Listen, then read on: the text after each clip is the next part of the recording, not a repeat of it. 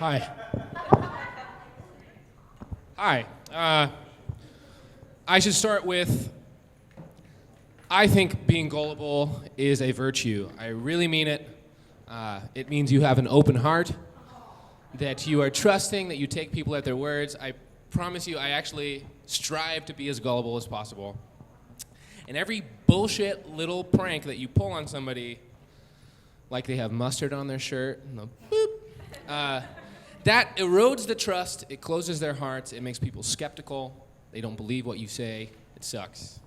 And even worse, when you have, a multi-month-long, high-concept, hard sci-fi practical joke to play on somebody, nobody believes you, usually.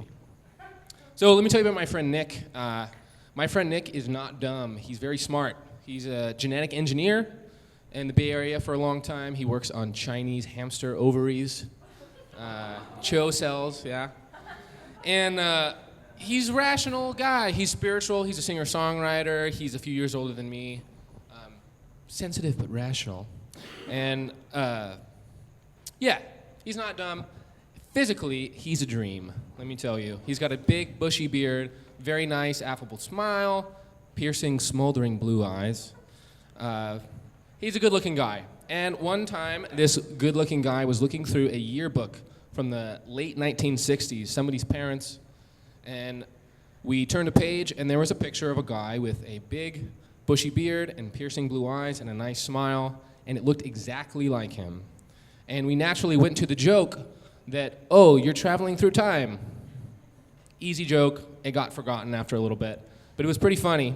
And fast forward a few months later, and I'm in Santa Cruz, California, and I'm in an outdoor bazaar looking at weird hippie shit, and I opened a folder, and it was a bunch of lithographs, actual physical lithographs from the late 1800s. So they were the real thing. They weren't reproductions. They were, worn out. And there were pictures of farmers, and there were pictures of criminals and like death masks and weird things. And I found one picture that was of a nice-looking man with a bushy beard and piercing blue eyes and a really nice smile. And I was like, holy shit, that looks just like him. It looked exactly like him. And I thought, I can't wait to take this home and give it to Nick. He'll get a kick. It'll be a hoot. And I made my way home, and I decided instead I was going to write a letter. And I wrote a letter, and it is a letter to Nick from an oxygen farm in the distant future, from distant future Nick. I have the letter. I'm going to do a dramatic reading of this letter. Dear Nick, during my rounds today, Laura surprised me with a Snickers bar. She said she'd been saving it for me. I don't know where she found it, but it sure as hell beats rations. She's the only one left here besides me with her heart still in one piece.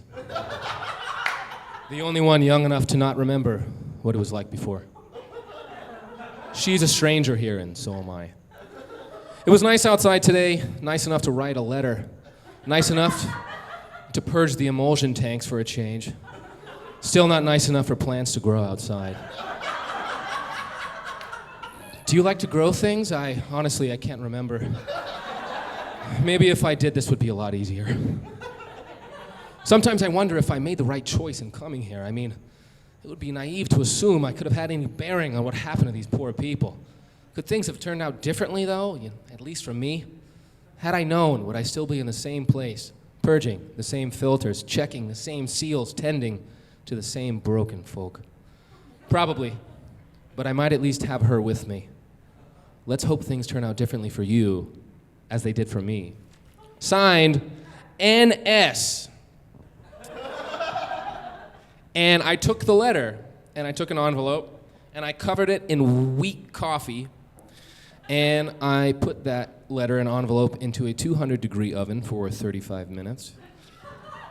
And afterwards, I took it out, and I added realistic battle damage with a lighter around the edges, and I added dirt, and the thing looked real old. It looked really, really old, and I took the picture of Nick from the past, and I put it in an envelope, now from the past, and I wrote NS on the front in his handwriting, because I know how he writes. And I set about trying to find a way to give it to him.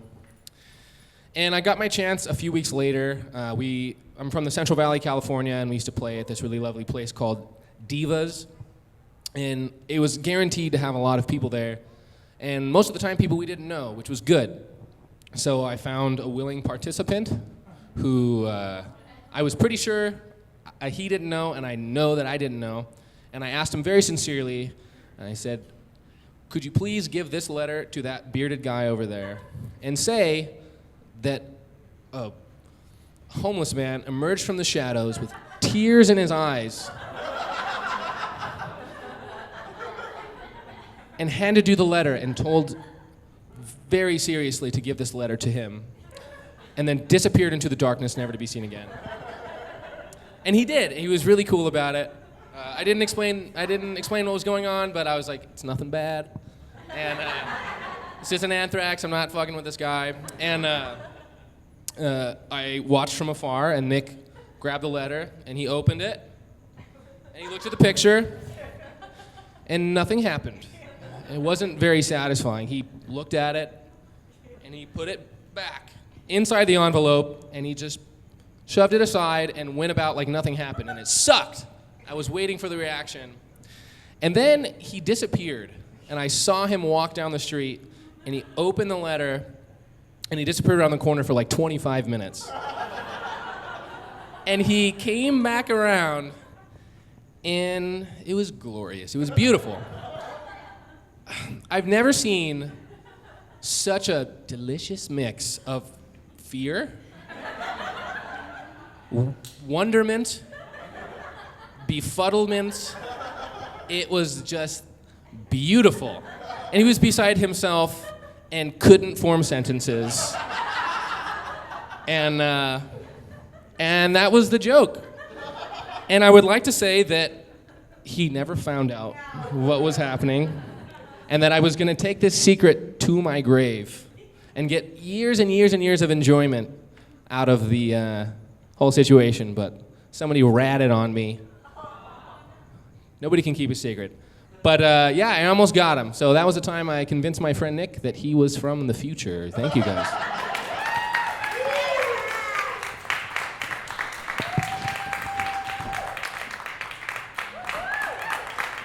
Scott Bartenhagen, ladies and gentlemen.